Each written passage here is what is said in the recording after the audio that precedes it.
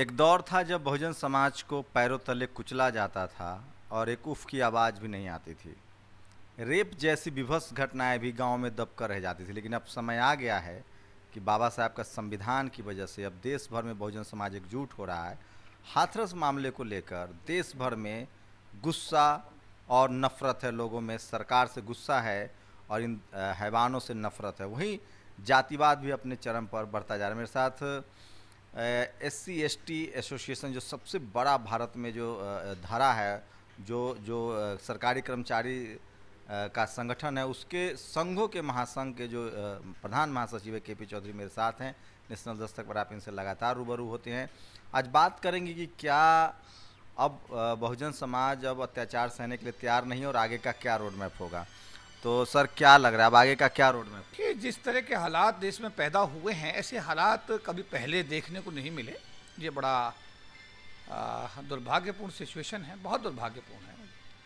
और अभी एक घटना हाथरस की पूरी नहीं हो पाई। हाथरस की घटना को 4 दिन नहीं हुए, उसके साथ ही दूसरी घटना एक आकर के खड़ी हो गई। उसके बाद में तीसरी एक और आ गई। उसके बाद फिर और पता नहीं कितनी बेटियां हैं जो समाज की इस तरीके से इस दंश को झेल रही हैं। तो मैं तो बार बार यही कहता हूं कि देखिए, सरकारें आती रहेंगी जाती रहेंगी, सरकारें आती रही हैं जाती रही हैं, लेकिन समाज को अब इस जिम्मेदारी को अपने खुद के कंधों पर उठाना पड़ेगा। जिम्मेदारी को समझना पड़ेगा, सबको एकजुट होना पड़ेगा, एकजुट होकर के सामाजिक शक्ति बनानी पड़ेगी। और जिस दिन हम सामाजिक रूप से इकट्ठे होकर के, एकजुट होकर के अपने आप को इस देश के सम्मुख एकता के दायरे में बांध लेंगे, तब जाकर के समस्या का समाधान होगा। लेकिन जिस तरीके से प्रशासन की बेरुखी, जिला कलेक्टर अलीगढ़ का बयान, कितना बड़ा जिला कलेक्टर जो वहाँ का था हाथरस का, उसका जो बयान आया, कितना निराशाजनक बयान है कि ऐसा कुछ भी नहीं हुआ। मीडिया वहाँ पर देखिए, आज पहली बार मैंने देखा बड़े लंबे समय के बाद कि मीडिया के लोगों को भी आभास हुआ कि देश के अंदर वास्तव में जो परिवर्तन हुए हैं वो परिवर्तन आम आदमी के हक में नहीं जा रहे हैं। मीडिया को पहली बार आभास हुआ जब उनको पीड़ित परिवार तक मिलने नहीं दिया गया। मीडिया के बड़े बड़े जो टीवी चैनल्स हैं, उनके वरिष्ठ पत्रकारों तक को बाहर रोक दिया गया। और पुलिस ने जिस तरीके से वहाँ दमन का चक्र चलाया और उनके घर वालों को जिस तरीके से कैद करके रखा हुआ है, उसको मीडिया तक से नहीं मिलने दिया जा रहा है। तो मेरा एक सवाल है आपसे सर, क्या इस देश में हर जाति हर समाज के लोग कर्मचारी बनते हैं? IAS IPS, कलेक्टर, मंत्री, PM CM सब बनते हैं। क्या वजह है कि SC/ST OBC के जो सांसद होते हैं, माइनॉरिटी के जो सांसद होते हैं, वो कर्मचारी हो, पुलिस हो, वो OBC का DM है, एक मीना साहब ट्राइबल वहाँ अधिकारी हैं, कहीं भी आप हो, लेकिन जाति आपका पीछा नहीं छोड़ती, आपको डरते रहना पड़ता है चाहे आप मेंबर ऑफ पार्लियामेंट बन जाइए। और ये डर कैसे जाएगा?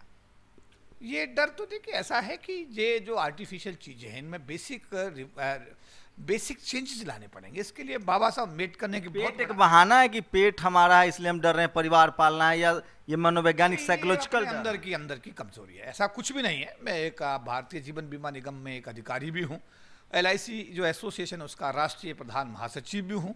साथ साथ सभी संगठनों को मिलाकर जो महासंघ परिसंघ बना 97 में, उसका भी 97 से राष्ट्रीय प्रधान महासचिव भी हूँ। मेरे पर मुकदमे भी लगे, मैं सस्पेंशन में भी रहा। बाबा साहब अम्बेडकर के जिंदाबाद के नारे लगाने के लिए सस्पेंशन मेरा हुआ, 10 महीने में सस्पेंड रहा। 3-3 साल, 10-10 साल, 12-12 साल दिल्ली की अदालतों में मुकदमे भी चले। ये तो लाइफ का एक इसे हिस्सा मानता हूँ। ये बड़ी सामान्य बात है। लोग इससे घबराते हैं, घबरा करके अपनी जिम्मेदारी से मुंह मोड़ लेते हैं। ये तो हमको समझ जाते कि इसमें तो दो राय नहीं है कि देश का जातीय सिस्टम इस तरीके से डेवलप किया गया है कि जातीय आधार पर हमारे लोगों को, कलेक्टर को सपोर्ट नहीं है ऊपर का ना नीचे का, हमारे मिनिस्टर को सपोर्ट नहीं है ना नीचे का ना ऊपर का, हमारे किसी इंस्पेक्टर को सपोर्ट नहीं है ना नीचे का ना ऊपर का। ये सिस्टम इस तरीके से डिजाइन किया गया है कि वो सिस्टम में हमारे लोगों को जो सपोर्ट मिलना चाहिए सामाजिक आधार पर, अनुसूचित जाति जनजाति का होने के नाते सिस्टम का सपोर्ट तो मिलता ही नहीं, बल्कि सिस्टम का विरोध का सामना करना पड़ता है। और सामना करने में जिस सिस्टम को जिस तरह डेवलप किया गया, उसमें किसी न किसी मुद्दे पर उसको इस तरह उलझा दिया जाता है, उसको इतना तोड़ दिया जाता है कि वो आदमी उसकी स्थिति को देख करके, उस हाल को देख करके दूसरे लोग भी हिम्मत नहीं कर पाते। मैं यहाँ कहूँगा, यहाँ हिम्मत का मामला है, करेज का मामला है। अगर आप सब लोग ये मान लें कि मुझे लोकसभा का टिकट 1 साल के लिए 1 टर्म के लिए मिला, कैसा डर है सर जो अपनी बहन बेटी तक को ना बचा पाए? इससे अच्छा तो है कि मर जाए हम लोग।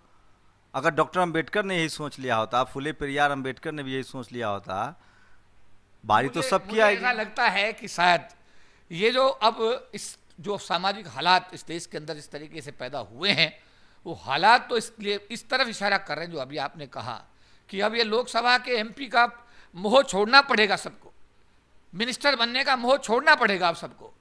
ये आईएएस और आईपीएस भी सोच लें कि कभी भी इस्तीफा देना पड़े तो देना पड़ेगा। समाज के जो लोग जहां पर बाबा साहब अम्बेडकर के आशीर्वाद से आज बैठे हैं, अगर वो अपना मन बना लें कि ज्यादा से ज्यादा क्या, ज्यादा से ज्यादा क्या, अगर इस स्टेज पर हमारे लोग सोचना शुरू कर देंगे तो मेरा ऐसा मानना है कि जो अन्याय करने वाला आदमी है, ये अन्याय करने की बात तो छोड़िए, ये खुद ही डरना शुरू कर इसके अलावा कोई विकल्प भी दिखता है क्या सर? मारे तो ऐसे भी जा रहे हैं, आप चुप्पी भी रहेंगे तो मारे जाएंगे। देखिए, मेरा कहना साफ तौर पे ये है, बार बार मैं ये बात कह रहा हूं, मैंने अपने सभी पदों से त्यागपत्र देने की घोषणा आज से 6 महीने पहले कर दी थी। सभी लोग अपने संगठनों की परिधि को छोड़ दीजिएगा, आईएएस आईपीएस की, मिनिस्टर की, एमपी की परिधि को खत्म कर दीजिएगा, बाबा साहब के सिर्फ एंड सिर्फ एक सिपाही बन जाइएगा। सब लोग बराबरी का दर्जा अपने दिमाग में आप मेंटेन कर लीजिएगा, एक दूसरे के सुख दुख में खड़े होने की अच्छी सोच पैदा करिएगा, एक दूसरे को जब साथ लेके चलेंगे, एक दूसरे के सुख दुख में खड़े होंगे, एक दूसरे को प्यार करेंगे, एक सामाजिक शक्ति बनेगी और सामाजिक शक्ति से ही इस देश की इस जातिगत व्यवस्था का सामना किया जा सकता है। दूसरा, बाबा साहब अम्बेडकर भी आपने सवाल किया था, एक रास्ता और भी बाबा साहब अम्बेडकर देकर गए। उन्होंने जब कहा था कि हिंदू धर्म में पैदा होना मेरे बस की बात नहीं थी, लेकिन हिंदू रहकर मैं मरूंगा नहीं। दुनिया का सबसे योग्य व्यक्ति, दुनिया का सबसे पढ़ा लिखा व्यक्ति, जिसको दुनिया सिंबल ऑफ नॉलेज के नाम से जानती है, भारत का संविधान निर्माता, भारत का पहला कानून मंत्री, विश्व का सबसे बड़ा पढ़ा लिखा आदमी अगर ये बात कह रहा है कि हिंदू धर्म में पैदा होना मेरे बस की बात नहीं थी, पर हिंदू रहकर मैं मरूंगा नहीं, उस आदमी के अंदर कितनी पीड़ा और वेदना रही होगी। कानून मंत्री से इस्तीफा उसने दिया, सैद्धांतिक मूल्यों के आधार पर उस आदमी ने इस्तीफा दिया। अगर डॉक्टर अंबेडकर जैसा आदमी भी आपको बौद्ध धर्म देकर गया है, मैं खुले रूप में कहना चाहता हूं, अगर डॉक्टर अंबेडकर ने मान लिया कि हिंदू धर्म में इस गरीब समाज के लिए कोई ना सम्मान है ना स्वाभिमान है और जातिगत आधार पर प्रताड़ना कभी बंद नहीं होगी, अरे एक बार हम सबको तय करना पड़ेगा, निर्णय लेना पड़ेगा।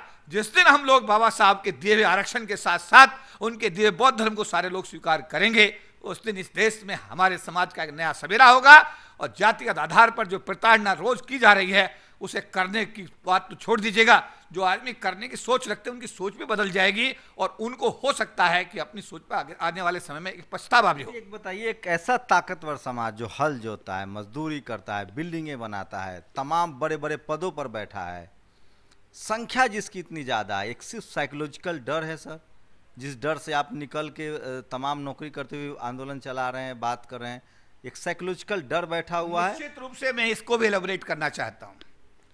अगर ऐसा नहीं हुआ तो ऐसा होगा, अगर ये अंगूठी आपने नहीं पहनी पत्थर की तो इसमें ऐसा होगा, आपके घर का दरवाजा इधर नहीं होगा तो ऐसा होगा, आपका सोफा इधर नहीं लगा तो ऐसा होगा। सिस्टम को इस तरीके से डिजाइन किया गया है, इतना कॉम्प्लिकेटेड बना दिया गया है कि आदमी के मन में 24 घंटे डर बैठा रहता है कि अगर मैंने ऐसा नहीं किया तो ऐसा हो जाएगा। बड़े बड़े पढ़े लिखे लोगों को हमने देखा कि वो डॉक्टर अम्बेडकर की बात भी करते हैं, भगवान बुद्ध की बात भी करते हैं, लेकिन जब उनके घरों में कई बार सर्वे के तौर पर कभी चाय पीने गए तो उनके घरों में वो सब चीजें विद्यमान हैं जिनका बाबा साहब अम्बेडकर ने अपनी 22 प्रतिज्ञाओं में खुला रूप से समाज को जागृत करने का काम किया कि इन चीजों को त्याग दीजिए, तभी आपका भला होगा, तभी आपको सम्मान स्वाभिमान से जीने का अवसर मिलेगा। लेकिन ये जो डर बैठाया गया है एक विधिवत तरीके से डिजाइन करके, मैं कहना चाहता हूं कि आप पढ़िए डॉक्टर अम्बेडकर को, फिर पढ़िए डॉक्टर अम्बेडकर को, फिर पढ़िए, फिर पढ़िए, फिर पढ़िए, इतना पढ़िए और जब तक पढ़िए जब तक आपका डर ना निकल जाए, जब तक आपके सवालों के जवाब बाबा साहब अम्बेडकर ने अपने साहित्य में, अपनी लेखनी के माध्यम से इस देश की व्यवस्था का हर जवाब दिया है। मैं ये लगातार बातचीत कर रहा हूँ, मेरे मन में आज था कि क्या वजह है कि इस देश में अगर गुंडा को, रेपिस्टों को भी उसको जाति के आधार पे अधिकारी कर्मचारी बचाने के लिए आते हैं, जो हाथरस में दिख रहा है, उसका सीएम बचाने के लिए आता है, पुलिस अधिकारी बचाने के लिए आता है, तो क्या इस देश में अभी भी एससी एसटी ओबीसी माइनॉरिटी के इतने अधिकारी कर्मचारी नहीं हुए हैं जो पीड़ित को न्याय दिला सके? और अगर आप ऐसा नहीं कर पा रहे हैं तो फिर आप पर लानत है, आप अपना पेट पालिए, आपको जलालत की जिंदगी मुबारक हो। मैं फिर कह रहा हूँ, बाबा साहब ने कहा है nothing is disgraceful like than dignity. अगर आपका सम्मान नहीं है तो आपकी ज़िंदगी बेकार है। मैं फिर कह रहा हूँ, अगर आप बहुजन समाज से, एससी एसटी ओबीसी माइनॉरिटी हैं, अगर आप नौकरी पेशा है, कलेक्टर है, आईएएस है, मजदूर हैं, जो भी हैं, जहाँ भी हैं, अगर आप खड़े नहीं होते हैं तो यकीन मानिए कल आपकी बारी। अपने कलेजा पर हाथ रख के देखिए कि आपने अब तक चुप्पी साध रखी है, क्या आप सम्मान से नौकरी कर पा रहे हैं? आपको नौकरी मिल तो जाता है लेकिन आप सम्मान से नौकरी नहीं कर पाते हैं, और इसकी बड़ी वजह है आपके दिमाग में डर है।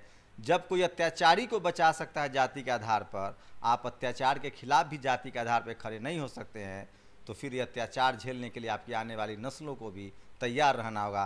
केपी चौधरी से मैं इसीलिए बात करता हूँ कि वो इस अत्याचार के खिलाफ बोलते हैं और वो तमाम रिस्क उठाते हैं। मैं फिर कह रहा हूँ, डर के आगे जीत है। जिस दिन आप डरना छोड़ दीजिएगा, आपकी बहन, बेटी, बच्चों की सम्मान बचेगा। इसलिए जगदेव प्रसाद ने कहा था, पहली पीढ़ी मारी जाएगी, दूसरी पीढ़ी जेल जाएगी, तीसरी पीढ़ी राज करेगी, और अब तो पानी सर से ऊपर जा चुका है। आपकी बहन बेटियों को रौंदा जा रहा है, उस पर पर्दा डाला जा रहा है, और जो आपको हिंदू कहता है वो आपको सरेआम जला दिया जा रहा है। क्या कोई आया किसी संगठन, इसीलिए बाबा साहब को उन्होंने कोट किया है, कोई संगठन आया हिंदू समाज का संगठन जो आपकी लड़ाई लड़े? जातीय पंचायत हो रही है, आरोपी को बचाने की कोशिश हो रही है, पीड़ित परिवार को दहलाया जा रहा है। और ये एक हाथरस का मामला नहीं है, एक डेल्टा का मामला नहीं है, एक पायल तडवी का मामला नहीं है।